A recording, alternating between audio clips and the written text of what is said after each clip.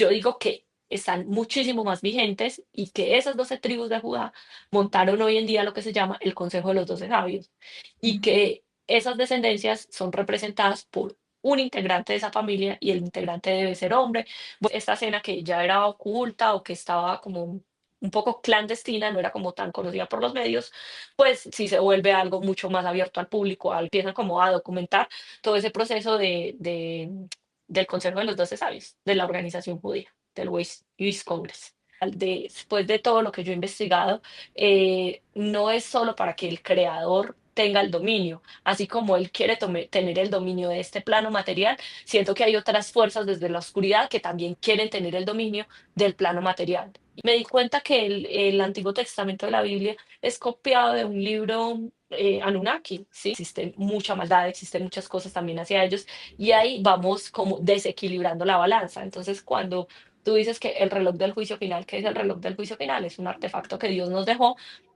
Hola, ¿cómo estás? Espero que muy bien. Yo estoy acompañada por Juliana Di María, escritora, autora de la saga Matusalén, de la que ya hemos podido conocer el primer libro, El reloj del juicio final. En esta entrevista vamos a preguntarle sobre sus procesos como escritora, cómo ha sido la investigación para la creación de esta saga y también qué secretos se esconden tras esas creaciones que son ciencia ficción pero que tienen mucho de realidad. ¿Qué relación hay con nuestra realidad en esos entramados de poder que aparecen en el reloj del juicio final? Mi nombre es Tania Martínez y esto es Aún por descubrir.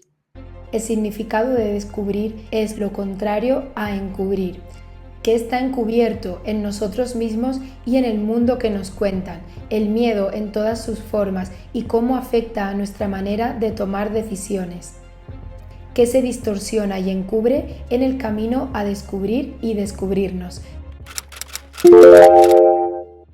Hola Juliana, bienvenida. Hola Tania, muchas gracias por este espacio y por todo tu público, por abrirme las puertas en este espacio tan especial y poder compartir lo que ha sido el proceso de creación de este libro. Muchas gracias a ti por tu tiempo y por compartirlo con nosotros. Lo primero, aunque yo te presente como escritora, me gustaría que tú misma dijeras quién es Juliana Di María y si quisieras compartir algún aprendizaje que esté siendo especialmente importante para ti en este momento de tu vida. Bueno, Tania, yo no me dedico únicamente a escribir, estoy haciendo una transición en mi vida. Yo soy la directora comercial en una universidad y allí he tenido la oportunidad de aprender mucho, de viajar mucho, de desarrollarme en otras áreas del conocimiento. No obstante, mi sueño más grande y el que siempre había querido es escribir y ahora lo estoy haciendo realidad, pero pues cuando tú tienes una vida como tan enfocada y tan definida, eh, es un poco difícil como mezclar las dos y hacer como esa transición porque publicar un libro no es solo escribirlo y que el libro se vaya a las librerías, hay mucho detrás que la editorial espera de ti. Entonces responderle a las dos cosas ha sido un reto bastante importante. Y lo que estoy transitando ahora mismo en este momento de mi vida es que hemos tenido muchas pérdidas, o sea, ha sido un año donde de verdad han partido varios amigos y la enseñanza o lo que yo estoy intentando vivir es que solo tenemos el aquí y el ahora. No tenemos más que este momento presente, entonces estoy intentando todos los días vivir muchísimo más en conexión conmigo misma y en disfrutarme este regalo tan lindo que es el momento presente. Ujú. Muchas gracias por compartir ese aprendizaje, Juliana. En El reloj del juicio final hemos podido leer el primer libro, pero es una saga. A mí personalmente me dejó enganchada, con ganas de más. Entonces, ¿cuándo podremos leer el siguiente? Bueno, Tania, el segundo libro se llama Un proyecto llamado Humanidad y te voy a contar algo. Cuando yo me imaginé este libro, yo me imaginé que iba a ser que iban a ser 3 libros, que iba a ser una trilogía, pero mi editor cuando lo leyó me dijo: "Por favor, déjalo abierto a saga, si solo salen 3 libros, maravilloso, pero por favor déjalo abierto a saga, que yo creo que hay mucho más para dar en el libro". Y yo ya empecé a pensar como en una saga y hay cosas que les quiero compartir un pedacito, y es que en mi segundo tomo, que se llama Un proyecto llamado Humanidad, que ya está listo, ¿sí? Yo esperaría que entre junio y julio del próximo año ya esté en librerías, pero, pensando como saga, les voy a hacer un pequeño spoiler, y es que en un proyecto llamado Humanidad hay una tecnología que se llama, es el Proyecto María, y esta tecnología consiste en que, los bebés, o sea, ya para fecundar bebés, que yo creo que ya hoy lo estamos viendo, el embrión tiene tres posibilidades. Una posibilidad es que si tú no quieres ser mamá y quedaste en embarazo, lo puedas donar para una cápsula del tiempo. Entonces esos embriones los congelan, los ponen en una cápsula y se van a despertar dentro de 3000 años. La otra opción es que tú te saquen el embrión y tú lo congeles hasta el tiempo que quieras y que decidas ser mamá, y la otra opción es que para el tiempo donde se desarrolla la segunda parte del libro, que es el 2073, estos embriones, la mayoría de mujeres optan por llevarlos a una barriga artificial, que es el Proyecto María, y allí tienen todas las condiciones para que el bebé crezca, se desarrolle como se tiene que desarrollar, incluso mucho mejor que si la mamá lo tuviera.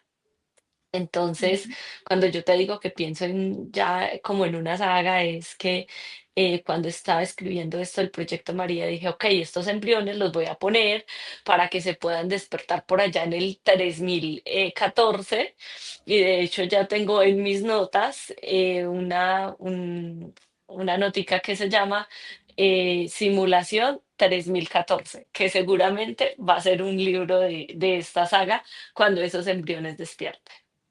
Ujú. Qué bueno, qué bueno.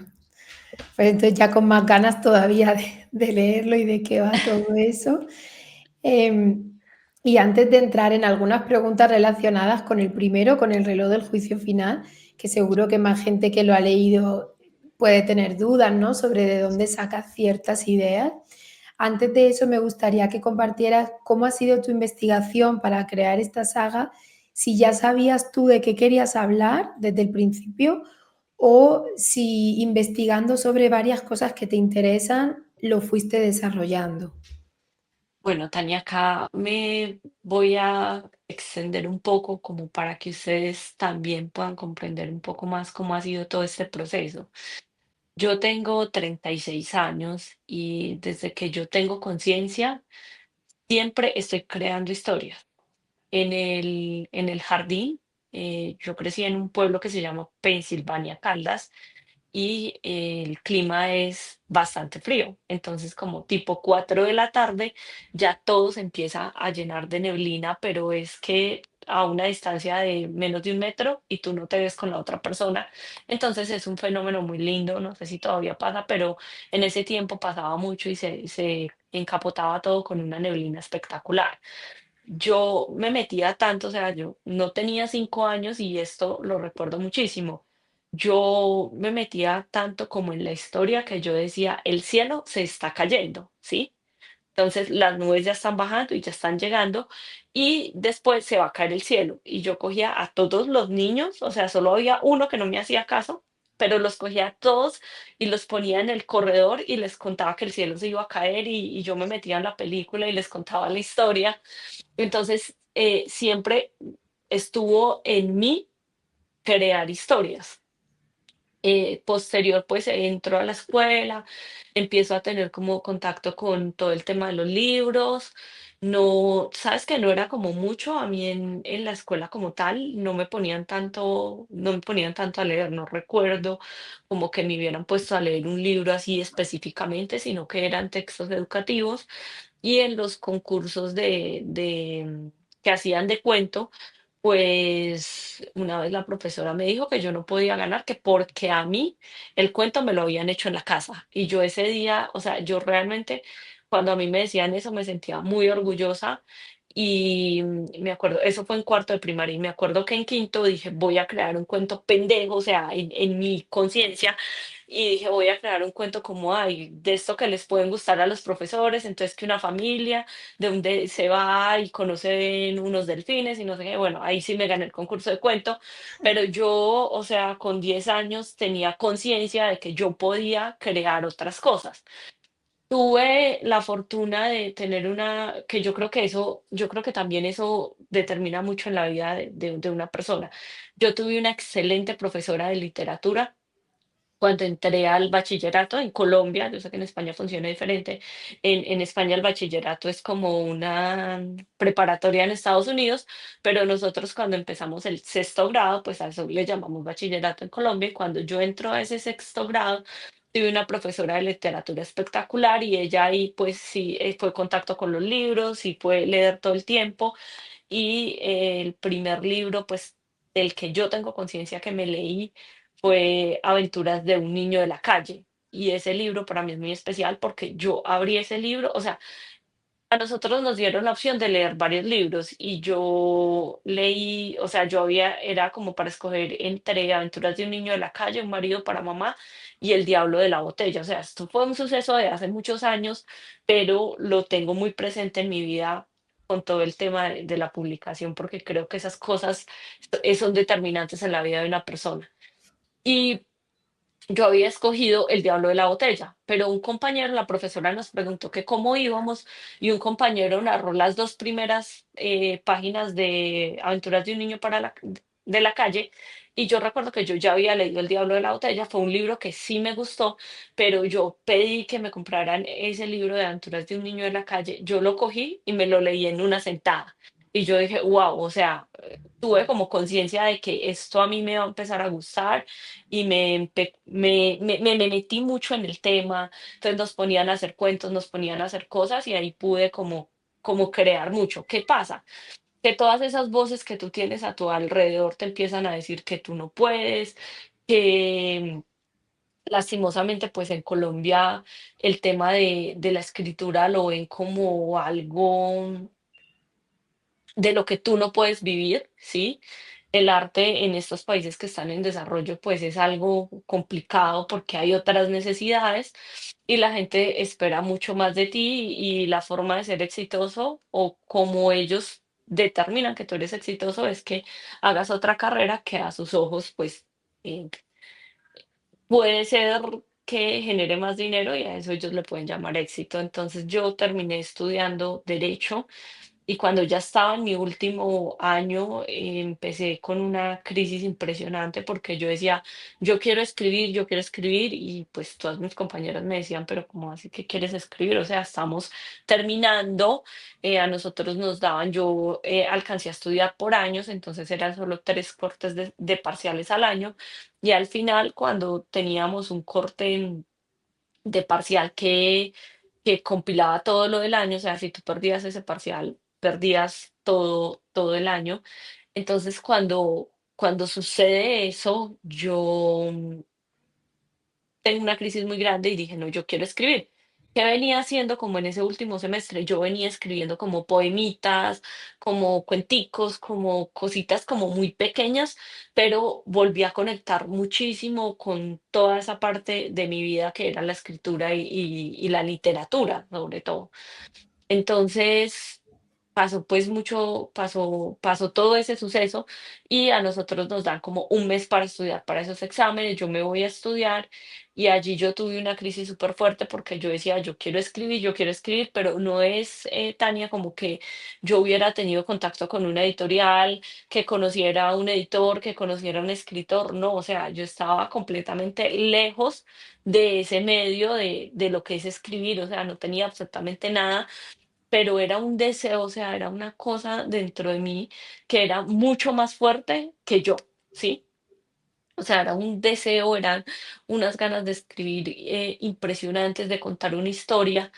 Y me pasó algo muy curioso. Yo me llevé un cuaderno y me fui con toda la intención de escribir. Y yo el último día no había escrito absolutamente nada. Entonces ahí me quedó un cuestionamiento y yo dije, ¿será que yo no soy buena para escribir? ¿Será que, o sea, me entró como una crisis y dije, no, pues no tengo nada que decir, no se me viene nada? Em, y dije, tengo que retomar pues mi vida donde la tenía. Y esa noche tuve un sueño y es que Pensilvania es un municipio divino y hay mucha naturaleza, o sea, tú caminas 10 minutos y ya estás en un bosque. Y hay una cascada que yo visito mucho y visité mucho mientras vivía allá y mientras pasaba vacaciones allá, o sea, muchísimo. Y pues yo sentía que la cascada yo me la conocía. Entonces en el sueño yo estaba en la cascada y se vino una avalancha, o sea, un aguacero como súper fuerte y una persona me llama detrás de la cascada, hay una cueva. Y se abrió una puerta y allá había una pequeña cabaña muy rústica y me dice, no, nos tenemos que quedar acá hasta que amanezca porque es muy peligroso salir. Y entonces yo era súper aterrada porque decía, como nunca había estado en este lugar, ¿cómo así que acá hay cómo así que aquí hay una cueva? Entonces me dijeron, y yo no, ya estoy aburrida, o sea, era una habitación, una chimenea, un sofá y listo. Y la señora me entrega un librito, un cuadernito de cuero, y me dice, léete este libro. Yo me lo leo y yo digo, wow, qué es esta historia tan maravillosa, pero yo le hubiera puesto, yo hubiera hecho esto, y me dijo, vuélvela a leer, porque si no, cuando te despiertes, no te vas a acordar. Y yo me la leía muchas veces y le dije, pero yo para qué quiero acordarme cuando despierte. Y me dijo, porque esa historia la vas a escribir tú y no se te puede olvidar. Yo no sé en qué momento adopté, porque no sé desde cuándo, que siempre en mi mesa de noche hay un cuaderno y un lapicerito para escribir ideitas, cositas. Y resulta que yo sentía que ya estaba despierta, pero no era capaz de coger ese cuaderno y coger el lápiz y escribir lo que había pasado en el sueño. Cuando me desperté, solo me acordaba de lo que te estoy contando, pero no me acuerdo y aún no me acuerdo del contenido del libro. Pasó eso, yo volví a mi universidad, retomé todo y yo le coloco que como a los 8 días hubo un problema en el aeropuerto El Dorado, hubo un paro de controladores y en ese momento, yo creo que eso fue como sobre el 2014, sobre el 2015, yo tenía un viaje ya de trabajo y saqué mi iPad y empecé a escribir lo que es la saga de Matusalén. O sea, empecé con los primeros trazos. Yo no sabía para dónde me iba a llevar eso, pero ese día sabía que el primer tomo se iba a llamar El reloj del juicio final. O sea, ahí lo supe. Y empecé, no sé por qué, porque no soy una persona practicante en ninguna religión, pero empecé a investigar temas muy bíblicos. Entonces me fui por la historia de Matusalén, terminé con el tema de Enoch, terminé con el tema de seres de otros planetas y empecé a hacer una investigación muy amplia. Yo no sabía para dónde me iba a llevar eso, yo simplemente tenía un cuaderno que iba llevando las notas como súper juiciosa y de repente me encuentro un día con un video sugerido de la cábala y me apasiona. O sea, yo me entro al tema de la cábala y me clavo ahí. Me clavo muchísimo con todo lo que tiene que ver con cábala y me pongo a estudiarla muy juiciosa sin decir, más faltaba que hoy en día que yo soy cabalista, no, no para nada, pero pasaba, Tania, tuve la oportunidad, yo viví un tiempo en Brasil, o sea, he vivido como varias etapas de mi vida en Brasil y en esa etapa yo estaba viviendo en Brasil llevando un caso de una persona, de unos colombianos y tenía pues tiempo libre y en todo ese tiempo libre, yo todo ese tiempo estudié cábala y aún así digo que la cábala es algo tan amplio, wow, o sea, tú te podrías pasar toda la vida. Y de allí salen todo, o sea, todo el compendio de toda la investigación que yo hice para Matusalén. Ujú. Te voy a preguntar también por una parte de la cábala que comentas en Sí, el primer tomo de Matusalén, que es el reloj del juicio final, pero antes, yo después de leerlo me quedo con la duda de, para ti el tema central es el uso de la religión por parte del poder político, para usar la religión con fines económicos y de poder, o es una lucha constante entre el bien y el mal que también aparece, ¿no? ¿O serían ambas cosas? ¿O Yo ninguna? ¿O cuál creo, dirías tú que es el tema central a que te ha ver, movido? para mí el tema central y el tema que me ha movido es que nosotros todo el tiempo somos manipulados, ¿sí? Nosotros creemos que tenemos un libre albedrío, que podemos tomar decisiones libremente y nos creemos muy libres, pero todo el tiempo estamos siendo manipulados. ¿Por qué? Porque nosotros no conocemos la verdad absoluta. Sí, y no sé si ellos la conozcan o no, pero sí hay muchas verdades y hay muchas cosas que en las que nos manipulan y muchas cosas que nos cambian y muchas cosas que nos dan a consumir. Entonces, por ejemplo, yo crecí, o sea, en Colombia o en Latinoamérica hubo un tiempo que hubo una ola muy fuerte de novelas mexicanas. Y estas novelas mexicanas, pues nosotros no escogíamos si verlas o no, o sea, pareciera que sí, pero es que era lo único que podíamos consumir. Entonces es lo que teníamos ahí y es como la idea de los amores que nos plantearon. Entonces siempre era como el empresario que era mucho mayor y la modelo o la artista que se enamoraba de ese empresario o la secretaria que se enamoraba de ese empresario y eso era como el top, ¿sí? No nos estaban enseñando el amor propio para hacia las mujeres, que las mujeres como que podíamos salir adelante, sino que siempre nos estaban enseñando que necesitábamos un hombre para alcanzar cualquier cosa que quisiéramos en la vida. Y estuvimos, mi generación, que es como la generación RBD, estuvo muy influenciada por series como RBD, por series como Betty la Fea. ¿Qué pasa? Em, Cuando fue el concierto de RBD, yo quise volver a ver RBD porque pues es algo que conecta conmigo completamente. Y cuando empecé a ver como los apartes y todo, yo me ponía a mirar y en la novela los chicos, o sea, y era normal, o sea, ¿cómo sería de normal eso que lo mostraban? Que los chicos miraban por debajo de las faldas de las chicas con el espejo para ver la ropa interior y eso lo muestran en la serie. Y ahí te estoy hablando que, o sea, esto todavía es de mi generación, o sea, es un tema súper vigente.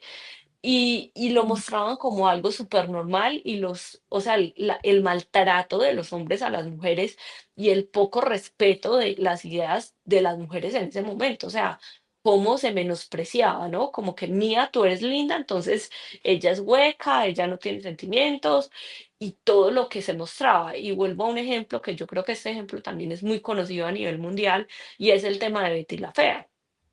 Cuando sale la segunda parte de Betty la Fea en Amazon, pues claro, o sea, es muy lindo conectar con eso. Entonces yo dije, uy, yo quiero volver a ver Betty la Fea y empiezo a volver a verme Betty la Fea y veo como Gutiérrez, que es un personaje que es el jefe de personal, como en la novela acosaba a las mujeres, a las secretarias, cómo acosaba, ¿no? Y cómo mostraban eso como algo gracioso, ¿sí? Las mujeres, o sea, Aura María, que era la secretaria, intentando defenderse de esos acosos, de eso, o sea, cómo nosotros veíamos eso como algo tan normal, ¿sí? Entonces, aparentemente nosotros decidimos ver ese contenido, pero es que no teníamos qué más ver. Entonces, así es como la sociedad va siendo manipulada. Entonces, la idea central de lo que yo escribo y de mi libro es la manipulación, es la falta de elegir la información. Es una guerra fría que nosotros estamos viviendo porque no nos damos cuenta, pero que los grupos de poder, o sea, arriba hay gente que nos manipula. Entonces sale una aplicación como TikTok, la gente sabe que o tenemos como indicios que eso daña una capa del cerebro, que Marian Rojas, que es española, ¿la has escuchado?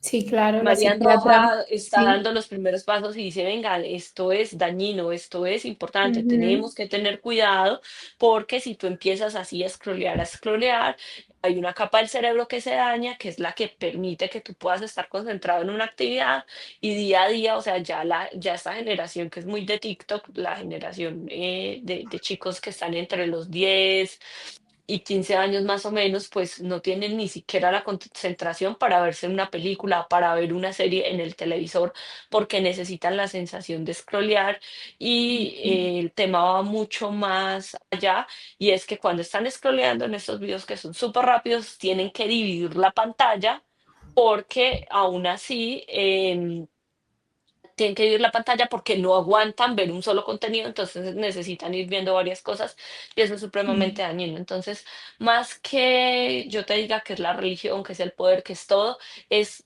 la falta de información, es como nos hacen creer que estamos eligiendo algo, pero realmente en el fondo, cómo somos dominados, cómo somos manipulados, ¿sí? ujú. Otro ejemplo que también te quería poner y es que yo hablo mucho y sobre todo empezando el libro, porque recordemos que esto es una saga, entonces el primer tomo, aunque yo siento que va rápido porque los capítulos son cortos y todo, hay temas donde yo quisiera escribir mucho más rápido y quisiera que la historia fuera mucho, mucho más rápido, como va en este segundo tomo. Pero hay que dejar ideas sembradas porque es una saga. Entonces es como el origen de todo y hay que entender muy bien, hay que detallar muy bien los temas. Entonces, algo que pasa en el 2073 es el tema de la inteligencia artificial, de la robótica, de cómo todo esto ya está tan mimetizado con nosotros, eh, y sin darnos cuenta que la sociedad es otra clase de sociedad. ¿Y qué pasa acá? La gente de pronto piensa, cuando te dicen, no es que un robot te va a reemplazar, se imaginan como un humanoide haciendo las funciones de secretario y dicen, no, falta mucho para llegar allá, pero no se dan cuenta que tenemos inteligencias como Geminus, como ChatGPT y otro montón de inteligencias artificiales que todo el tiempo están interactuando con nosotros y que nosotros, sin darnos cuenta, pues entonces para todo utilizamos ya ChatGPT, nos vamos a estas inteligencias artificiales y si nos damos cuenta ahora en Amazon salen 30% de las personas, y no te estoy hablando de que el 30% de los que empacan y desempacan, o sea, no de trabajo operativo, sino que sale el 30% de personal administrativo porque ya fue reemplazado por estas inteligencias artificiales. Entonces, las máquinas en el aeropuerto, o sea, si nos damos cuenta, en el aeropuerto tú vas y ya encuentras dispensadores de todo. Esos dispensadores, ¿cuántos trabajos están acabando diariamente como lo conocemos? Entonces, cuando a ti te dicen o cuando a nosotros nos dicen como, ven, es que esto va a pasar, es que se viene esto, la gente no lo acepta porque no se dan cuenta que sin ellos eh, entenderlo de una forma consciente, están aceptando todas esas inteligencias artificiales y ya estamos viviendo como toda esa revolución de una forma silenciosa. Entonces, nosotros no somos libres de escoger muchas cosas y tampoco conocemos la verdad, o sea, nos ocultan textos, nos ocultan información, nos ocultan muchísimas cosas. Por ejemplo, el tema, Tania, de pronto tú viste las noticias en el diciembre pasado, en Nueva York, toda la cantidad de supuestamente de drones que habían en el cielo. Ujú. ¿Recuerdas que eso salía en todas las noticias? Sí. Bueno, y si fueran drones, a ver, en Nueva York, con la tecnología que tiene el gobierno de Estados Unidos, los tumbas y ya. Pero ¿cómo vas a decir que es que el gobierno no sabe qué está pasando? O sea, a ver, puede ser Ah, alguien que los está espiando. O sea, evidentemente era algo que va mucho más allá. Pero nosotros, que la religión evidentemente nos ha hecho supremamente egocentristas, porque nos hacen creer que nosotros somos el centro del universo, de un universo que ni siquiera conocemos, de un universo que no hemos terminado de explorar porque no nos da para saber qué hay más allá de nuestro sistema solar. Creo que ni siquiera nuestro sistema solar lo hemos podido explorar, no sabemos qué hay más allá, cuántos sistemas solares, cómo está compuesto el universo, y nos dicen que somos los únicos en el universo y creemos que somos los únicos en el universo, ¿sí? Entonces nos han hecho súper egocentristas y somos creados a la imagen y semejanza de Dios, que nos están diciendo que somos dioses. Pero ojalá eso fuera así también, Tania, pero nos están manipulando como, si tú haces esto, te vas a ir al infierno. Si tú haces esto, te vas a ir al purgatorio. Si te portas bien, te vas a ir al cielo. Y nos están limitando de vivir una experiencia material que es una experiencia linda. Nos están privando muchísimo la posibilidad de estar aquí ahora, de tener una conexión real con nosotros mismos. Y acá viene como todos estos grupos de manipulación. Ven, pero ¿cómo nos manipulan? Pues a ver, si nos devolvemos un poquito, Tania, cuando leemos los libros de historia decíamos como, uy, ¿cómo así que las mujeres no podían escribir, no podían leer por cualquier cosa que hicieran con las plantas? cualquier sabiduría, cualquier cosa salida como del parámetro que la iglesia y la política establecían de cómo debía ser el esquema del mundo en ese momento, para la hoguera, em, decapitaban, o sea, pasaban muchísimas cosas. Ahorita cómo nos manipulan, o sea, también toda esa manipulación va avanzando. Entonces resulta que tú tienes flúor en un montón de productos que consumes. Entonces tienes flúor en tu pasta de dientes, tienes flúor en tu desodorante, o sea, en un montón de cosas que está comprobado científicamente que bloquea la glándula pineal, que es la que nos permite tener esa conexión con el aquí y el ahora. Y resulta que a nosotros nos estaban premiando desde pequeños que si hacíamos algo bien nos daban un dulce, o sea, el azúcar es supremamente permitido y si tú ves los estudios, o sea, no hay que irnos muy lejos, no, no está muy lejos esta información de nosotros, está acá, la tenemos muy presente, entonces si tú te vas y buscas los estudios que hay sobre el azúcar añadido, te das cuenta que es la droga más adictiva que existe, o sea, es peor que la heroína. Y hay Ujú, estudios donde muestran que la gente se recupera más fácil de la heroína que de la adicción, que es el azúcar, y el azúcar nos lo están vendiendo desde que somos pequeños y todos tenemos contacto con el azúcar y sabes que no la necesitamos para nada porque nosotros sin ese azúcar podríamos vivir. El azúcar es la base de un montón de cosas que dañan nuestro cuerpo. Te empiezas a inflamar en tus células, en tus articulaciones, y de allí se desprenden un montón de problemas. Además, que los temas del azúcar también nos permiten vivir en una desconexión impresionante y no nos permiten estar en el aquí y en el ahora. O sea, ¿por qué no quieren que estemos aquí y en el ahora? ¿Por qué nos quieren ujú, tan desconectados de absolutamente todo? ¿Por qué nos quieren tan egocentristas? ¿Por qué nos quieren como tan manipulados? Claro, entonces la base central de mi libro es ese, es crear a través de una novela de ciencia ficción todos esos cuestionamientos, todas esas preguntas que que nos cuestionemos, ¿sí? Es invitar ujú, a un despertar de conciencia. Yo no estoy diciendo que lo que diga el libro sea una verdad absoluta, no, porque yo parto de muchas verdades para crear ficción, pero al menos que te queden como esas preguntas y que te den esas ganas de investigar, que a la gente le dé la gana, le den ganas de conocer qué es la cábala, venga, qué es eso, de qué se habla, qué es la cábala, cómo funcionan todas estas cosas. Entonces, eso es como la idea principal de este libro, conocer la verdad. ujú. Me encanta. Y sobre el libre albedrío, que es un poco lo que vienes diciendo, ¿no? Que no elegimos todo eso con lo que nos manipulan, nos lo van metiendo sin que nos demos cuenta. Dices en una parte del libro, el libre albedrío no funciona, hablo comillas aquí, ¿vale? El libre albedrío no funciona, ningún ser humano lo tiene en realidad, nadie elige a sus padres ni la forma de llegar al mundo. Las personas son el resultado de todo lo que no eligieron y funcionan de acuerdo con lo que reciben. No existe la libertad, han nacido con un propósito. Entonces yo te pregunto, ¿es el hecho de que hayamos nacido con un propósito es precisamente eso lo que implica que no pueda haber ese libre albedrío, tal como más nos lo venden, de que, porque se ha extendido mucho esa idea, se promociona, se apoya, que elegimos todo, que todo lo que te pasa lo has elegido, te pasa por algo, viene a enseñarte algo, tú has elegido dónde nacer, en qué familia, y es precisamente ese venir con un propósito lo que hace que sea imposible que eso sea cierto, que elijamos todo. Es que ya la pregunta es muy difícil porque nosotros sí venimos con muchísimas cosas predeterminadas, ¿sí? Y otras cosas con las que no venimos predeterminadas, nos las predeterminan acá en este plano material. Entonces, nosotros debemos estar muy, muy conectados con esta energía, yo no sé, o sea, ustedes lo pueden llamar como quieran, el Dios. En mi caso, yo lo hago a través de la meditación. Yo lo único que hago es meditar, hago ejercicios de respiración y me conecto, por decirlo así, con mi yo superior. Que mi yo superior no sé si es el Dios que las religiones nos han mostrado, como nos lo han enseñado, no sé si es una energía, no sé qué es, pero yo me conecto con mi yo superior. ¿Qué pasa? tú llegas y tú creces en una sociedad determinada, ¿sí?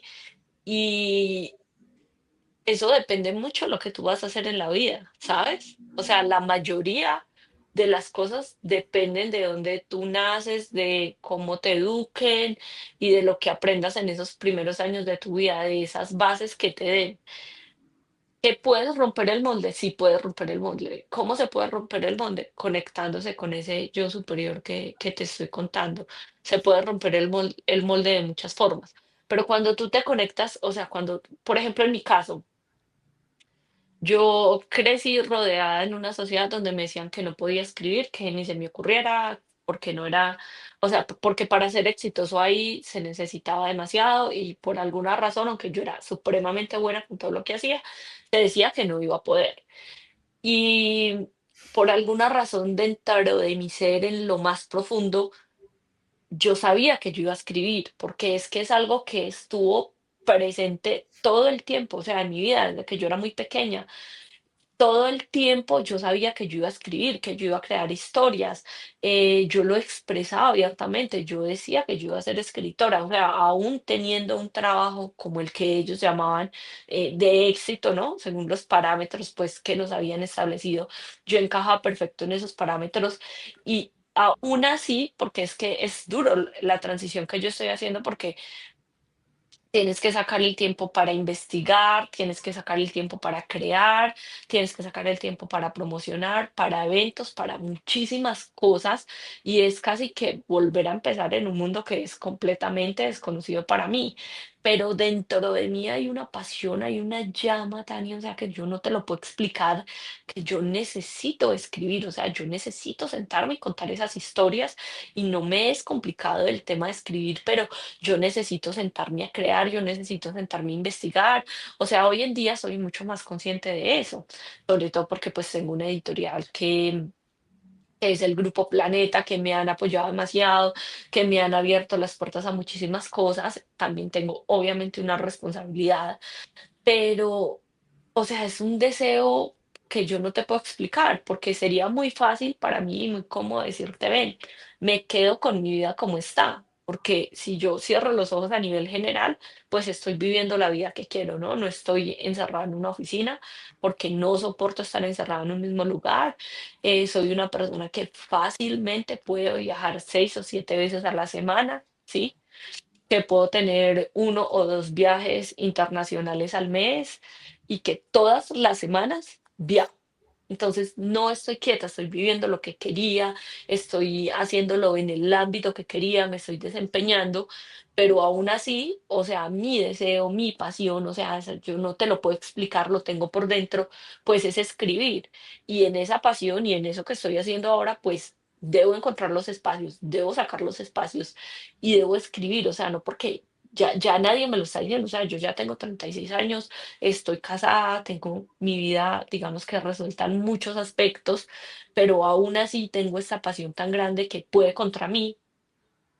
Y yo podría decir, no, pues mi libre albedrío me dice, no, pues quédate en lo que estás haciendo, ¿no? Y alguien como más o menos racional te diría, no, pero es que, ¿qué te vas a poner a hacer todo ese tema? Entonces yo te digo, ¿de dónde viene esa pasión si nadie me la enseñó, si nadie me la inculcó, si no crecí rodeada de libros, si no crecí, o sea, ¿de dónde viene eso?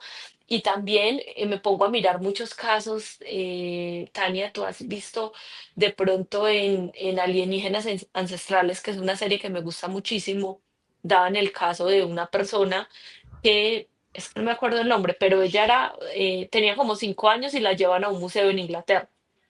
Ella llega a ese museo en Inglaterra y resulta que conecta inmediatamente con un tema egipcio y no sé qué pasa, se desmaya, algo le pasa y resulta que cuando ella se despierta, eh, sabía hablar perfecto árabe y esta persona se vuelve muy determinante en encontrar un montón de tumbas, en encontrar un montón de tesoros arqueológicos y es impresionante, o sea, lo que le pasó y ella no tenía nada que ver con ese tema, ¿sí?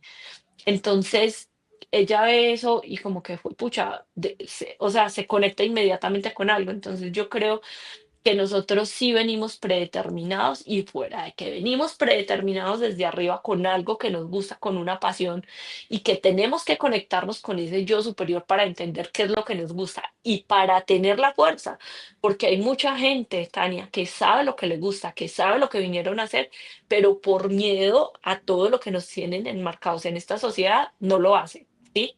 Ujú, Y como no se arriesgan, nunca saben qué hubiera pasado en ese arriesgarse. Pero entonces venimos predeterminados de dos formas. Entonces yo sí creo que ese libre albedrío, como no lo muestran, no existe. Yo siento que nosotros siempre estamos predeterminados. Claro, en el transcurso de lo que es la vida y de todo este caminar por este plano material, pues sí terminamos teniendo opciones, pero no son opciones tan libremente, ¿sí? Sí terminamos tomando decisiones que esas decisiones obviamente enmarcan y tienen que ver mucho en nuestro futuro, pero no son decisiones tan libremente. O sea, si yo me crío hablando español todo el tiempo y no tengo contacto con otros idiomas y nunca sé ni siquiera que esos idiomas existen, ¿cómo voy a poder saber si soy bueno o no soy bueno?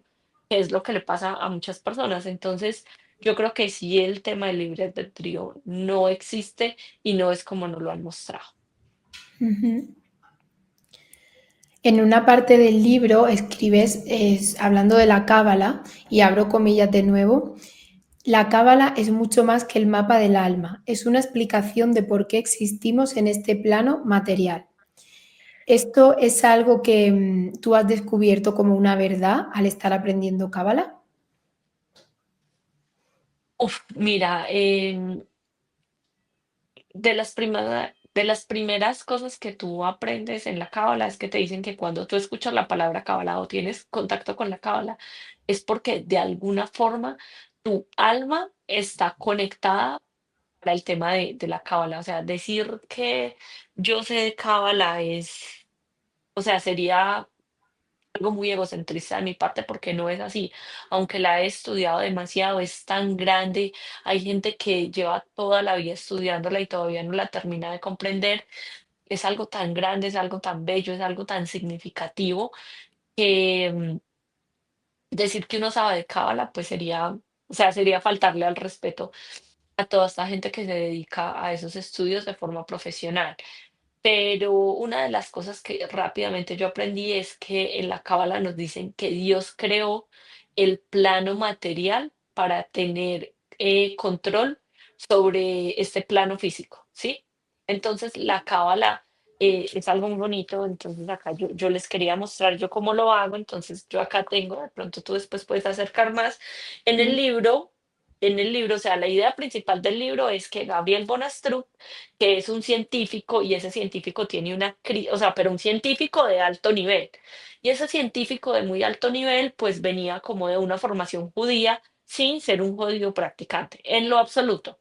Pero su formación y su familia era de origen judío. Resulta que un día tiene una crisis después de conocer como muchas cosas del universo, de física, de todos estos temas, y tiene una crisis súper fuerte y la forma de encontrar respuestas fue a través de la cábala. Y lo que estamos contando, lo que se está contando en el libro como idea principal es que todo lo que él descubre afecta completamente la organización de las religiones y la organización política y la organización de cómo conocemos el mundo. O sea, afecta la estructura del mundo de manera espiritual y de manera política. Entonces, pues es una revolución impresionante.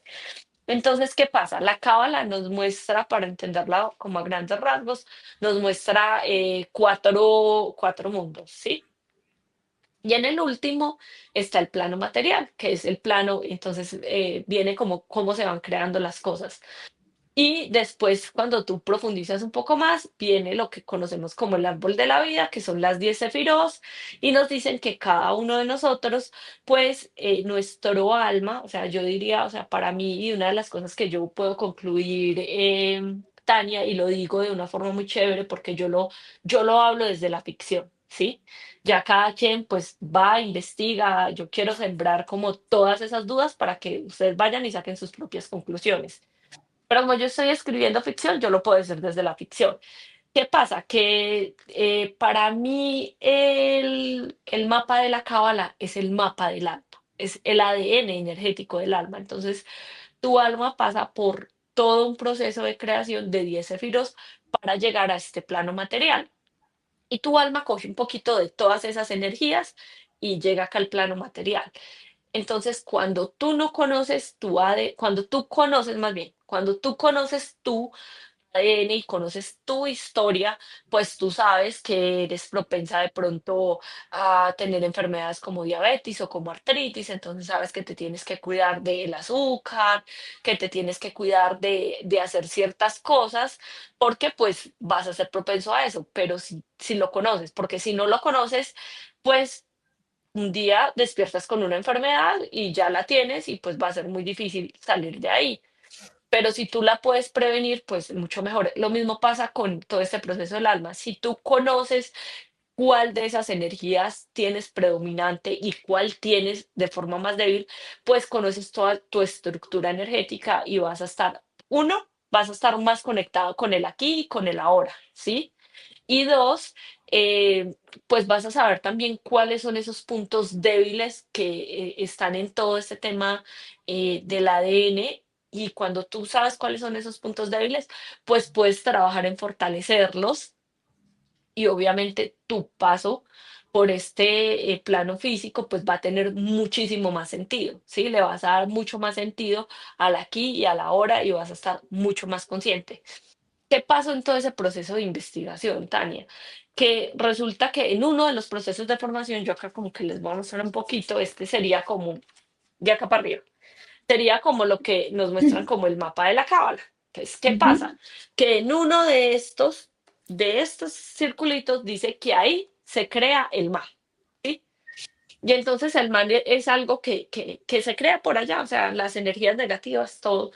Y de todo lo que yo investigué, para mí eso no tenía sentido. O sea, para mí no tenía sentido que el mal, que es algo tan presente, que es algo tan poderoso, que es, o sea, las energías negativas están de una forma tan presente, tan dura, tan fuerte en nuestra vida y en la vida de todos, que es muy fácil percibirlo, o sea, y no hay que hacer, no hay que ser el supercabalista, no hay que tener dones especiales para tú entender que las malas energías están con nosotros.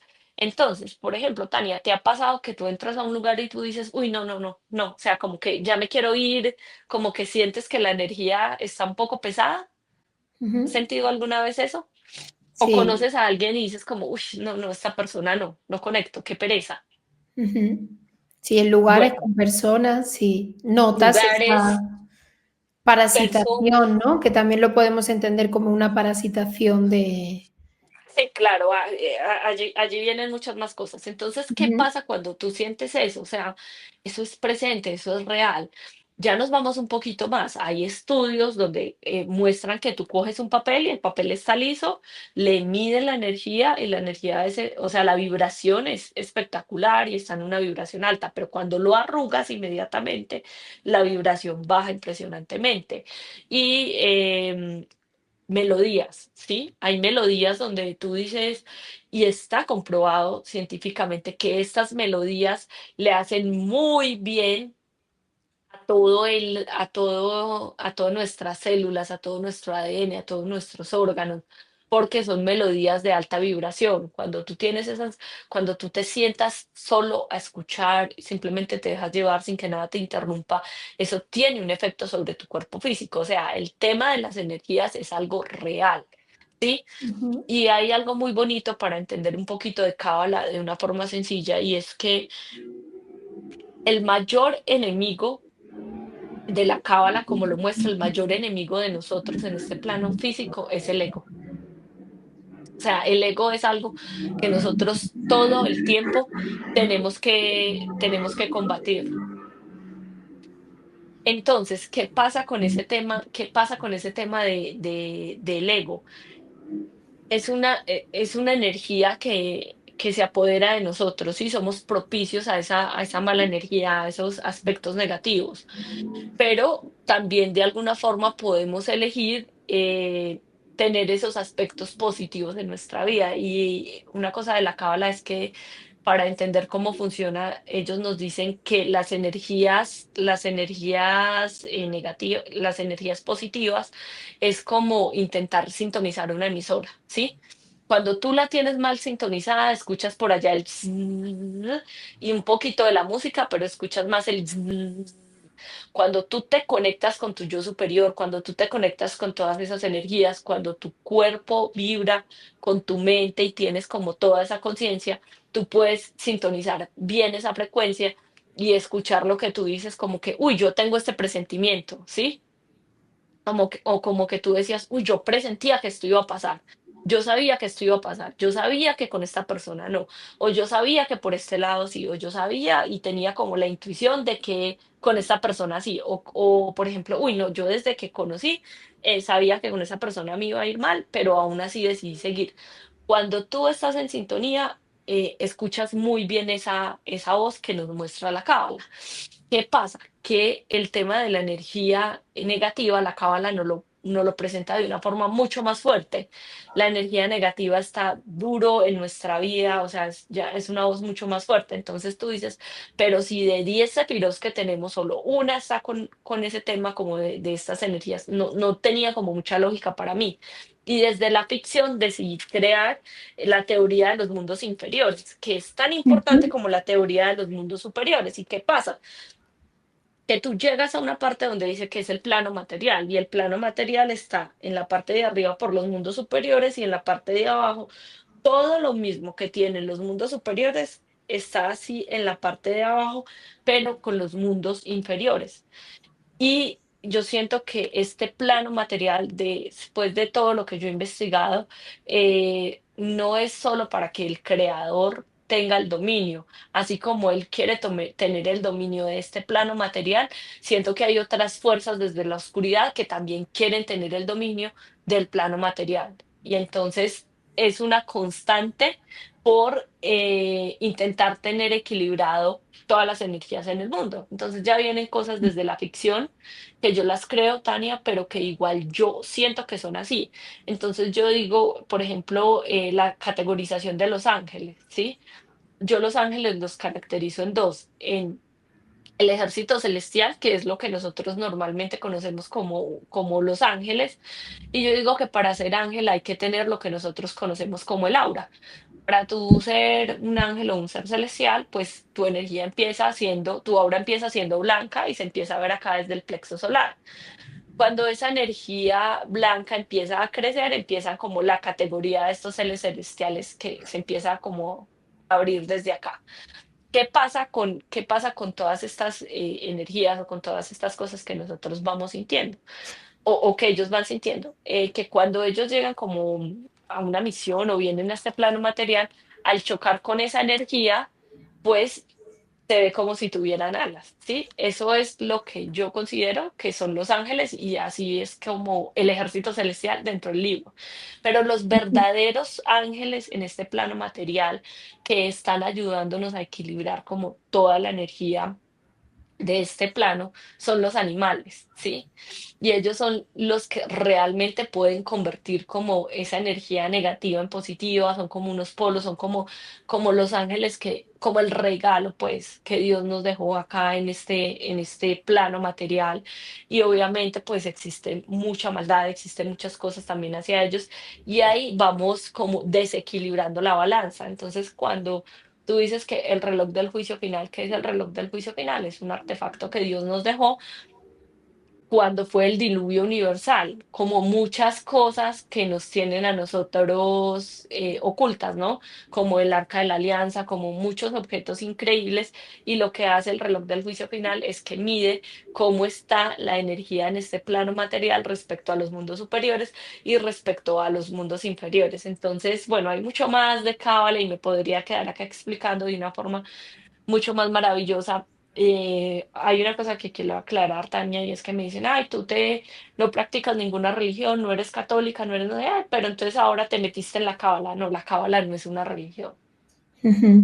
La cábala es como el origen de todo el conocimiento, es el conocimiento más antiguo que tenemos. Todas las religiones monoteístas, todo, incluso las de imitación, todas las religiones parten y vienen de ahí. O sea, si tú quieres verlo así, la cábala es el origen de todo y entender la cábala es descifrar como todo, toda la energía y todo lo que hay detrás de la creación. Entonces, eso fue lo que yo investigué y lo que yo quise como más o menos dar pinceladas en mi libro sobre todo este mundo cabalístico. Claro, o sea, nos han acostumbrado mucho a que encasillemos en un dogma de si estudias la mística del catolicismo, ya es que estás con la religión y eres dogmático. Si estudias cábala, entonces eres judío y vuelves otra vez te tachan de dogmático y no es así. No tienes por qué estar atendiendo dogmas por el hecho de investigar lo que realmente tienen en común, ¿no? Las religiones tienen en común una mística que se nos ha ocultado y sobre eso también te quiero preguntar, ¿no? ¿Qué simboliza en el libro el consejo de los 12 sabios y el trabajo secreto que hacen esos textos? Están simbolizando todas estas cosas ocultas, esos textos en los que trabajan y que quieren ir sacando, que Gabriel quiere ir sacando para que se conozca a través de la cábala, que simboliza de nuestra realidad. Sí. Qué pasa con todo este tema del Consejo de los Doce Sabios? Hay algo que se llama, sí, o sea, el Congreso Mundial Judío existe, ¿sí? El Jewish Congress, y ellos hacen unas cenas. Entonces, de eso yo me inspiré. Y en esas cenas, que no son como tan conocidas en el mundo de la farándula o para nosotros, ellos sí invitan gente de varios países, ¿sí?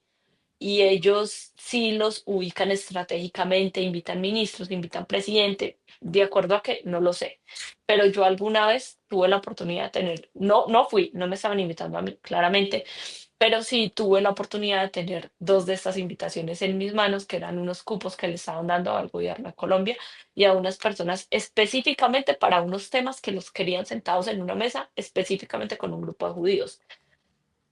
Y entonces venimos a algo, o sea, yo me remonto a algo, a todo este tema bíblico que me parece maravilloso además, porque tienen unas historias, o sea, poderosísimas. Y me remonto a las 12 tribus de Judá, ¿sí? Entonces, ¿qué pasó? Se esfumaron, o sea, de repente eran súper importantísimas, ¿no? O sea, de repente eran determinantes y se esfumaron, se esfumaron. Entonces yo digo que no se esfumaron. Yo digo que están muchísimo más vigentes y que esas 12 tribus de Judá montaron hoy en día lo que se llama el Consejo de los 12 Sabios y que esas descendencias son representadas por un integrante de esa familia y el integrante debe ser hombre. Bueno, tiene como ciertas connotaciones para que vaya rotando. Tania, ¿tú has escuchado que la Reserva Federal de Estados Unidos la manejan judíos? Claro.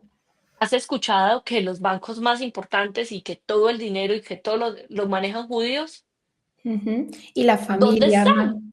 claro, Sí, las ¿y dónde familias que están? saben, que nos nombran, ¿no? Los Rothschild, los Ford, los Carnegie, todas las familias que nos dicen que están en esa jerarquía oculta de poder, en esa pirámide oculta que se nombra, se dice, pero lo que tú dices, ¿dónde están? ¿En qué se Sea, materializa todo dónde ese están, poder dónde se oculto? ven. Ujú. Exactamente. Entonces, lo que yo quise dar a entender es que, claro, o sea, nosotros creemos o nos hacen creer que digamos que la religión católica domina el mundo. Yo no creo que la religión católica sí domina muchas cosas, pero creo que detrás de todo eso, detrás de todo ese dominio, realmente están los judíos, ¿sí? Y Ujú. siento que están escondidos en las cosas de poder más grandes que nosotros tenemos. Y eso no es un secreto, que son una élite muy grande. Entonces yo quise representar esa élite eh, en el Consejo de los Doce Sabios. ¿Qué pasa? Que el Consejo de los Doce Sabios es una entidad que permaneció oculta por mucho tiempo. ¿Cuándo digo yo que empieza a salir a la luz? Y acá te voy a contar una coincidencia, Tania, porque lo pueden ver en cuando se publicó el libro y lo que pasó. Cuando se publicó el libro, cuando yo lo escribí, cuando lo pasé a la editorial, yo dije que todo este desmadre con el mundo, todo esto a lo que la sociedad se iba a enfrentar, a lo que muchos programas, en muchos podcasts llaman el fin de los tiempos, yo dije que eso iba a empezar más o menos en el 2028 y que iba a empezar en una guerra en Israel, ¿sí? Y que esa guerra que iba a haber en Israel se iba a extender en el mundo y nos iba a afectar a todos, ¿sí? Porque nos Ujú, iba a afectar a todos. ¿Qué pasa? Que yo saco el libro y guerra en Israel, ¿sí? Empieza la guerra en Israel, que no teníamos ni siquiera indicios de que eso iba a suceder. Y yo digo que cuando todo esto pasa, entonces esta organización, que es el Consejo de los Doce Sabios, porque se arma un desmadre, o sea, lo que hemos visto no es nada comparado a lo que yo narro en el libro, que va a haber un desequilibrio completo con toda esta guerra que, de cierta forma, Tania, nos están obligando a todos a tomar partidos. Entonces, ¿tú estás de parte del gobierno de Israel o estás de parte de los islámicos? ¿Sabes? O sea, nos están obligando como si fuera un partido de fútbol a tomar posición. Los presidentes, los estados están tomando posición, o son de un bando o son del otro bando. Ya lo estamos viviendo. Entonces, yo digo que la guerra se extiende tanto que en algún momento tienen que hacer un acuerdo de paz porque ya todos tenemos miedo de salir, de que alguien se inmole o de que alguien esté a favor del uno o esté a favor del otro. Se extiende mucho todo este tema por el mundo y pues tiene que haber un acuerdo de paz. Y allí es donde se hace visible la organización del Consejo de los Doce Sabios, ¿sí? Empieza a salir a la luz como una organización política y cuando ellos salen a la luz, esta escena de la que yo te estoy contando que hacen, pues se hace mucho más obvia, ¿no? Entonces, simplemente se salen a la luz como una organización política y empiezan a reconstruir todo y a darle como sentido a todo. Entonces, esta escena que ya era oculta o que estaba como un poco clandestina, no era como tan conocida por los medios, pues sí se vuelve algo mucho más abierto al público, algo donde las personas tienen acceso a través de las revistas, periodistas, todos, o sea, empiezan como a documentar todo ese proceso del Consejo de los Doce Sabios, de la organización judía, del Jewish Congress. ujú. Entonces sí lo veo como un órgano político. Yo sí creo que, no creo que tan así como yo lo estoy diciendo, porque yo me voy mucho a la ficción, pero yo sí creo que eso debe existir. Ujú. Y sobre la relación que en la trama hay entre los líderes judíos con el Vaticano y también con el Papa, no sé si tú ahí estás dejando ver un anhelo tuyo de que haya una unión de la parte genuina, de la parte positiva, digamos, de las dos religiones, o es solo parte de la ficción. A ver, yo de alguna forma, Tania, yo creo que ellos, o sea, que a nosotros nos ocultan mucha información y yo creo que estas partes están conectadas. Y en algunas, o sea, en algunas cosas que son muy fuertes y yo no quiero entrar en estos temas, pero en algunas cosas el Banco del Vaticano ha tenido mucho que ver y deja mucho, porque se aleja mucho de todo lo que profesan en la parte de la religión y hay ciertas cosas ligadas al Banco del Vaticano que tú dices, o sea, venga, esta gente, ¿cómo funciona? Entonces yo creo que de cierta forma, Tania, ellos ya están unidos, ¿sí? Ujú, Ellos ya, o sea, toda esa unión entre política, religión y nosotros acá, lo que te digo, en nuestra Guerra Fría, nos estamos peleando si somos de esta religión, si practicamos esto, si hacemos una cosa, si no, y aquí viene el ego del ser humano, ¿sí? Entonces, si yo soy católica y tú eres judía, entonces tú no estás yendo a comulgar, obviamente, porque pues esto es algo de los católicos. Y se entiende en la religión católica que si tú no comulgas y no haces todo, entonces te vas a ir para el infierno. Pero resulta, Tania, que tú eres una buena persona, que tú meditas, que tú, o sea, tú tienes una vida, por decirlo, tranquila, bien, en paz, ¿sí? En sincronía. Pero resulta que esta persona que está comulgando, que está haciendo todo como de acuerdo a lo que la religión la manda a hacer, resulta que esta persona sí eh, no sé, mata, daña gente de alguna forma, pero va y se confiesa y como se confesó, entonces esa sí se va a ir al cielo. Y tiene además la potestad y la determinación de decirte que por no comulgar, tú que has hecho todo bien, te vas a ir al infierno. O por ejemplo, Tania, los que están en estos, vámonos al Himalaya, estas personas que todo el tiempo están meditando todo. Entonces, porque no comulgan y no fueron bautizados, se van a ir al infierno. Eso es lo que enseña la religión católica, ¿sí? Que si no, entonces te vas a ir al infierno y te vas a quedar en el purgatorio y digamos que son cosas que tú dices, ven, o sea, eso no tiene lógica, pero no, nos dividen en el mundo como si fuéramos como un partido de fútbol, ¿sí? Como si tuviéramos que estar en unos equipos y eso no tiene por qué ser así. Yo creo que ellos ya están unidos, o sea, ellos Mm, ya están unidos, los que libramos estas guerras somos nosotros. Sí, que ujú, estamos peleando por una cosa o por la otra sin tener razón, pero esta gente allá arriba ya tienen una unión porque tienen control sobre muchas cosas en el mundo. O sea, los avances científicos y los laboratorios que tiene el Vaticano, o sea, es que el Vaticano no es solo religión. O sea, el Vaticano tiene unos estudios, tiene una biblioteca que, a ver, si no nos están ocultando nada. ¿Qué es lo más normal? Que tú puedas registrarte, entrar a esa biblioteca y consultar. O sea, ¿qué tiene de malo? O sea, ¿qué tendría de malo? ¿Sí? ujú, O sea, ¿por qué nos ocultan tantas cosas? Y por qué nosotros, además, no exigimos. O sea, ¿por qué aceptamos vivir así? O sea, ¿cuál es el miedo? Porque en el fondo nos da miedo descubrir la verdad. O sea, imagínate que es lo que se viene muy fuerte en mi segundo libro que se llama Un proyecto llamado Humanidad y el libro empieza así súper fuerte. De una entra a cuestionarte, ¿y qué pasaría si Dios no es como te lo han contado? ¿Qué pasaría si Dios no es un ser, sino que es un conjunto de cosas? ¿Qué pasaría si el Dios de las religiones o el Dios que te han enseñado no es? Y, o sea, y nos empieza, nos enseña a cuestionarnos muchas cosas de nuestro origen, de nuestra humanidad. Por eso yo creo que el título del libro lo dice todo, un proyecto llamado humanidad. ¿Y qué pasa si somos un proyecto? ¿Sí?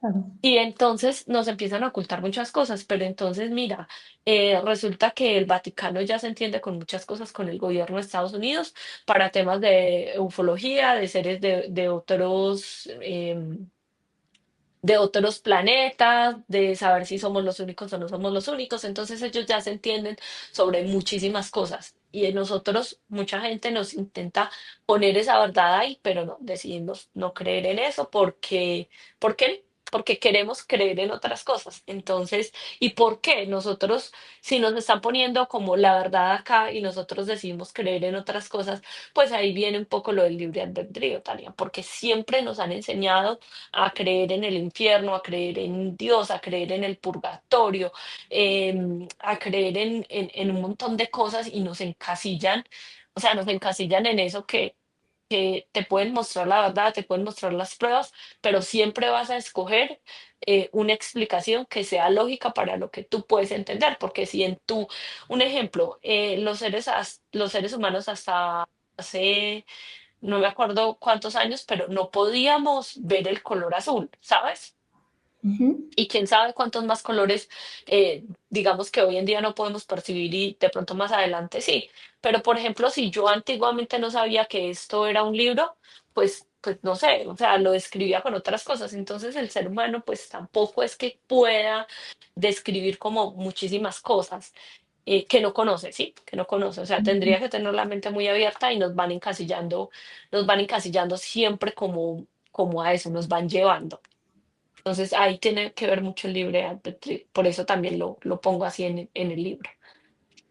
Claro, que nos quieren hacer creer que estamos eligiendo todo cuando estamos absurdamente metidas en todas esas luchas que nos imponen y que para ellos, claro, no existen esas luchas y si no estuviéramos en eso y tuviéramos el acceso a todo esto que cuentas para investigar, para saber, desaparecerían esos enfrentamientos absurdos de tú eres cristiano, tú eres judío, tú... Mm.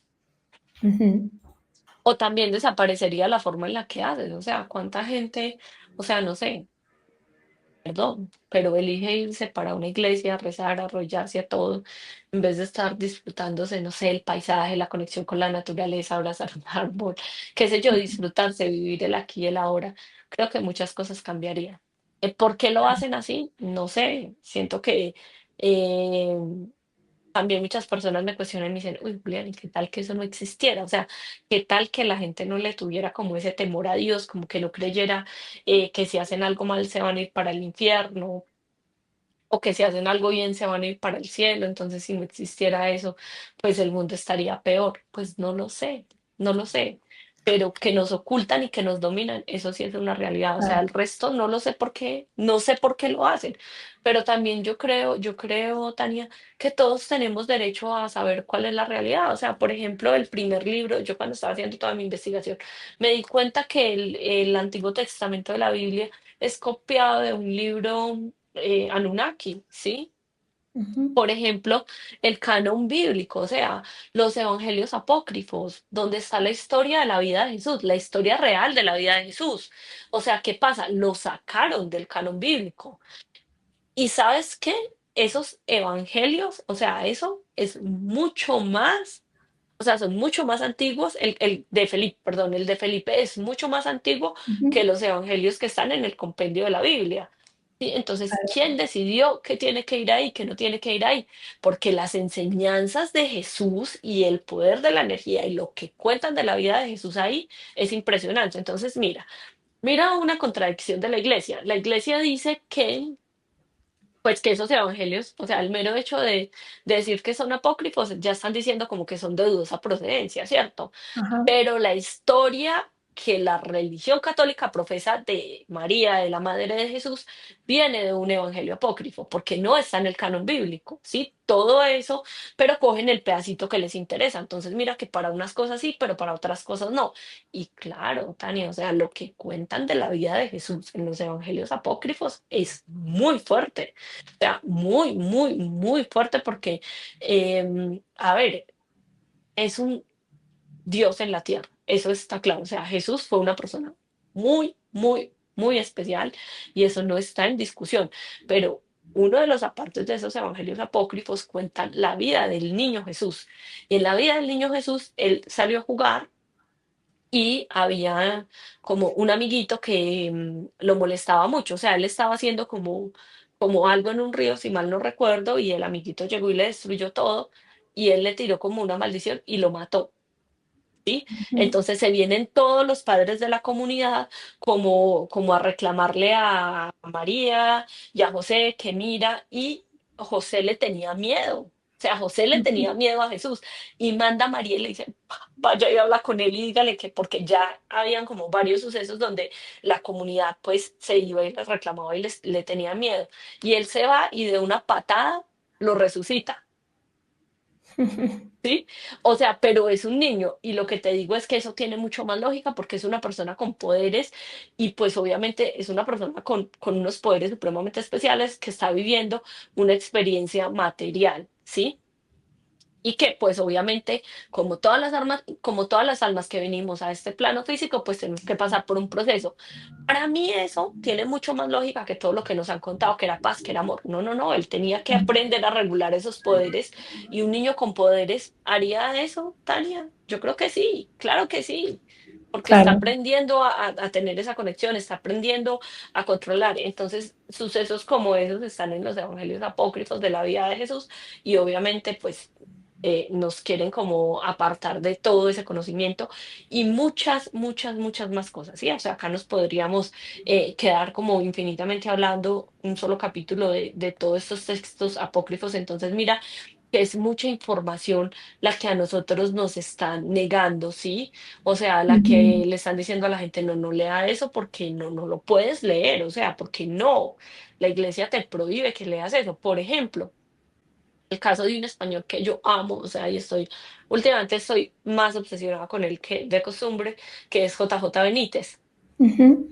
O sea, JJ Benítez en sus caballos de Troya, todo lo que cuenta, y él dice, es que es real, esto pasó, o sea, y cuenta, y wow, o sea, es maravilloso todo lo que él cuenta, cómo lo explica, cómo vive el proceso. Entonces tú dices, sí, claro, sí, nos están ocultando muchas cosas tan y seguramente hay mucha más tecnología de la que conocemos, seguramente ellos conocen de seres que nos han visitado, el caso de Roswell en México, el Ujú. caso de Virginia en Brasil, donde se llevaron uno de estos seres, vivo uno y muchos más casos que han pasado en el mundo y cosas que nos ocultan. O sea, para qué nos ocultan eso? O sea, ¿por qué no nos dejan conocer la verdad?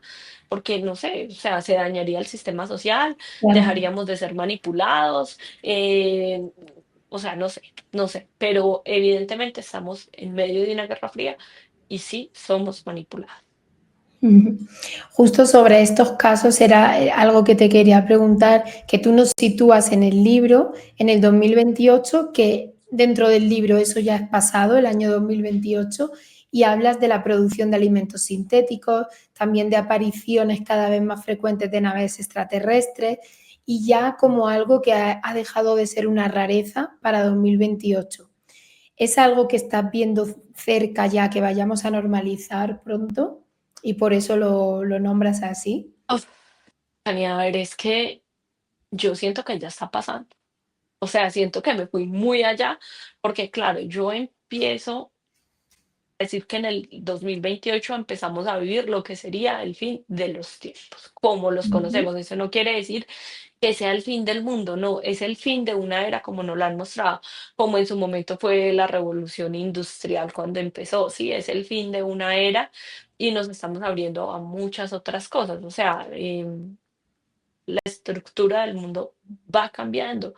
O sea, cuando al inicio del programa yo decía que las mujeres no podían escribir, que no podíamos hablar de determinados temas, también cuando todo eso pasó fue el fin de una era y el inicio de una que hoy nos permite estar como estamos. Entonces yo digo que en el 2028, ¿por qué esa fecha? No sé, o sea, pero que empezamos a vivir como el fin de esta era, entonces yo lo nombro en el libro el fin de los tiempos. Entonces yo digo, ¿cómo empieza el fin de los tiempos? El fin de los tiempos es que empiezan a haber tantos casos de de apariciones de seres que no son de este mundo, de razas diferentes, de naves, y empieza a ser el tema tan fuerte que ya nos vamos como acostumbrando a esto y vamos normalizando. Y hay una cosa, Tania, yo le hacía unas preguntas cuando estaba empezando a escribir el libro a los hijos de una compañera del trabajo, eh, y yo les preguntaba, yo les decía, ¿ustedes creen en los extraterrestres? Y ellos de una forma tan normal, Tania, decían que sí. Normal, o sea, para ellos no es como para nosotros, como que, uy, no, y te estoy hablando que ellos en este momento yo creo que uno tiene 17 y la niña debe tener más o menos 14, tal vez 12 años. O sea, no, no estamos como tan lejos. Y veían mucho más normal y veían mucho más natural, o sea, aceptaban que no somos los únicos en este mundo. O sea, para ellos es como súper natural que los extraterrestres existen, ¿sí? O sea, súper, súper natural, sin ujú. misterio, sin tabú, sin absolutamente nada. ¿Qué pasa? Que yo digo que pues para el 2028 van a haber muchos de estos casos, pero es que ya lo estamos viviendo. Entonces, para mí es como súper sorprendente porque yo digo, wow, o sea, yo puse esto en el 2028, pero ya está pasando. Y quiero hablar de dos casos muy concretos. Hay un periodista que se llama Jaime Maussan. Resulta que este periodista vino a Colombia y se llevó una esfera. Esa esfera apareció en Buga, o sea, estamos hablando de un objeto no identificado, ¿sí? Nadie le dio la importancia que esto tenía, todo está documentado, lo pueden buscar en YouTube, como la esfera de Buga, él cada 8 días saca actualización y te estoy hablando de algo que no sé si hace 6 meses, pero más de 6 meses no hace que pasó en Colombia, ¿sí? Y está todo absolutamente documentado, la esfera se la llevaron, le han hecho todos los estudios, o sea, las inscripciones que tiene, el idioma científico, sí, o sea, es un caso supremamente documentado. Y hay gente que dice que no, que no, que eso no es así, pero está documentado, o sea, pueden ir a ver, hay universidades detrás, hay gente, o sea, hay mucha ciencia detrás de lo que está pasando con esta esfera. Y el otro caso fue un caso que pasó en Perú y es que encontraron las momias de Nazca. Entonces las momias de Nazca las encuentran en Nazca, que ustedes saben que Perú es un lugar demasiado especial. Y resulta que estas momias, cuando les hacen el estudio, pues, o sea, son más antiguos que nuestra civilización y son así súper pequeñitas, o sea, son como de este tamaño y unas están en embarazo, o sea, hay de varios, pero hay unas que me llaman mucho la atención, que son como unos humanoides así de pequeños, o sea, de este tamaño. Y también se los tuvieron que sacar al escondido de Perú, o sea, como todo un rollo con ese tema y lograron sacar varios de ellos y bueno, o sea, algo muy grande con eso. Y lo que ellos le pedían al gobierno de Perú era que por favor les dejara hacer excavaciones en Nazca y montar un laboratorio para estudiar todo esto y el gobierno de Perú no ha accedido. Entonces tú dices, ven, pero, o sea, ¿qué hay detrás de todo esto?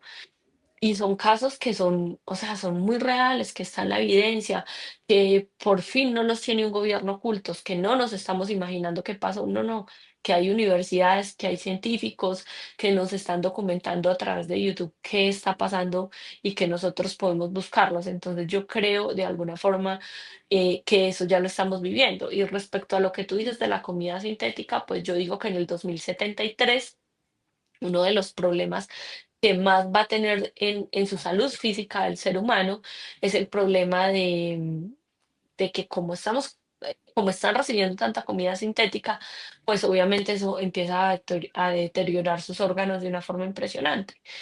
Y volvemos, o sea, no es lo que la gente se está imaginando, que se está comiendo una pera de mentira o que no, no, es que eso ya no lo van metiendo. Entonces tú empiezas a mirar el porcentaje en el atún que te comes. Hubo un escándalo con una tienda acá muy famosa en Colombia, que es una cadena de supermercados a muy bajo costo. Y resulta que ellos supuestamente vendían una leche. Y cuando se fueron a investigar, o sea, lo vendían como leche, pero cuando se fueron a investigar en los ingredientes, fue un escándalo impresionante, resulta que no era leche, era suero de no sé qué, y entonces te ponen no sé qué sintético, te ponen no sé qué sintético y te sabe a leche, y tú creías que estabas Mm. consumiendo leche a muy bajo costo y resulta que no era leche. Entonces, todo ese tema sintético, claro que sí, o sea, ya nos está tocando, ya lo estamos consumiendo, pero entonces para el 2073 ya es como mucho más, ya es como mucho más abierto, ¿sabes? O sea, ya como que esto es, tanto, tú coges una lata de atún y esta lata de atún es tanto por ciento sintética, tanto por ciento tal cosa, y te empiezan a decir de una forma muy normal que tu cuerpo puede recibir hasta determinado porcentaje de comida sintética. Entonces, mira, que volvemos a lo mismo de las inteligencias artificiales. Es algo que ya estamos viviendo, o sea, es algo que ya está pasando y no tiene que ser como nos lo imaginamos, que, ay, me voy a comer una pera sintética, no, pero poco Mm. a poco lo vamos viviendo, o sea, con las compotas de los niños, entonces mucha gente prefiere, en Colombia, por ejemplo, el tema, tenemos mucho acceso a frutas, tenemos mucho acceso a verduras, aún tenemos mucho acceso a comida viva. Pero aún así, tú vas a estos supermercados y ves a los niños porque es mucho más fácil que le den la compota que viene con todos los preservantes y colorantes y te lo dicen, no, no, no, porque tiene unas etiquetas que te dice alto en azúcar, alto en sodio, alto en no sé qué, y igual tú te lo comes, o sea, te vale verga. Mm. ¿Sí? Desde que no diga tóxico y que te va a matar y que le estén Mm. vendiendo, pues tú te lo comes. Entonces mira que nosotros poquito a poco vamos aceptando todo esto. Y yo lo único que hago es pues hacer una proyección de una manera desde la ciencia ficción, pero es una proyección a dónde va a llegar el mundo. Entonces, si tú te pones a mirar, la realidad va a ser mucho más dura y lo está haciendo en este momento, mucho más dura que incluso lo que yo pueda poner de ciencia ficción en el libro.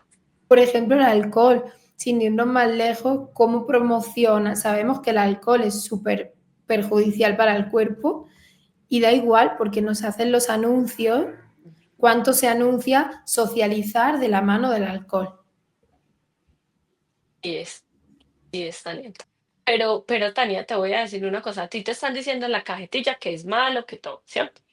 Pero te lo venden libremente, pero tú también ves entonces las marcas de cigarrillos, las marcas de alcohol, de todo, patrocinando un montón de cosas, ¿sí? Entonces tú vas y ves la valla del aguardiente, ves la valla del whisky, ves la valla de no sé qué, te lo venden en la gorra y es algo que inconscientemente tú ya estás viendo, ¿cierto? Y estás aceptando, o sea, lo estás viendo en todo lado, entonces tu inconsciente de cierta forma está recibiendo esa información. Yo creo que ellos saben Mm. muy bien cómo, ellos sí han entendido cómo funciona el cerebro, cómo recibimos la información, cómo nos, o sea, cómo nuestra mente va procesando esa información y volvemos a lo mismo, no tenemos ese libre albedrío. Creemos que sí porque ahí dice que no sé qué, Claro. pero nos damos cuenta que en todo lado vamos viendo estas publicidades y nos lo van metiendo, entonces nuestro cerebro ya simplemente lo ve como algo normal, o sea, lo normaliza, Eso te iba a decir, es lo que lo tenemos, recibe.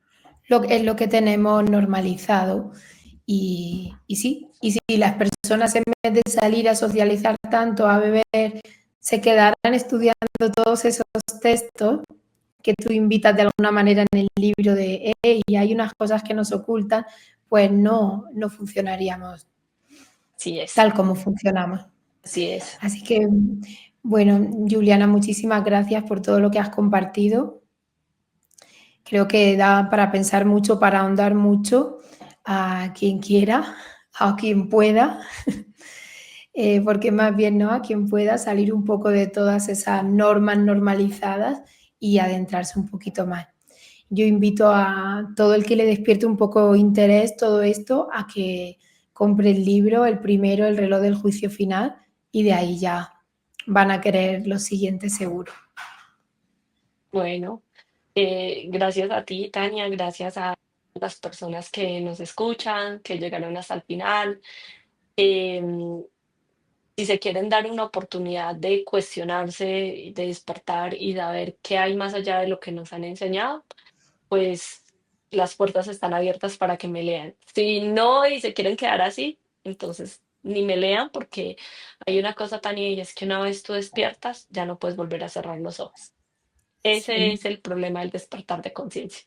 Entonces uno elige si quiere despertar o quiere seguir dormido.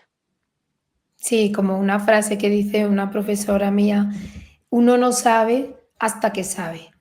Así es, así es. Bueno, pues un abrazo, Juliana, y muchísima suerte ahora que vas a España a promocionar en la saga, que vaya todo súper bien y Muchas gracias a ti. todo el éxito Muchas del gracias mundo. a ti, a la gente en España que nos ve.